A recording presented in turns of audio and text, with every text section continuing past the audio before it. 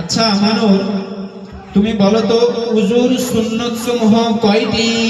উজুর সুন্নত সমূহ 13টি। কি কি?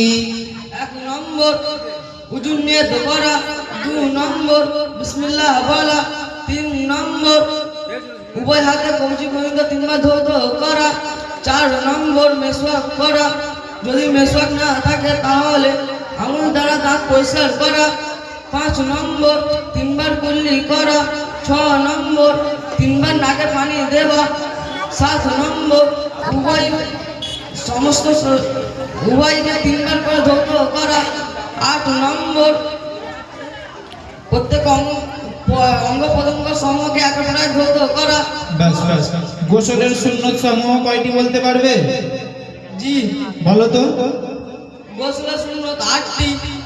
নাম্বার 1, নাম্বার 1 পবিত্র হওয়ার নিয়ত করা, নাম্বার 2 উভয় হাতে কবজি পর্যন্ত ধৌত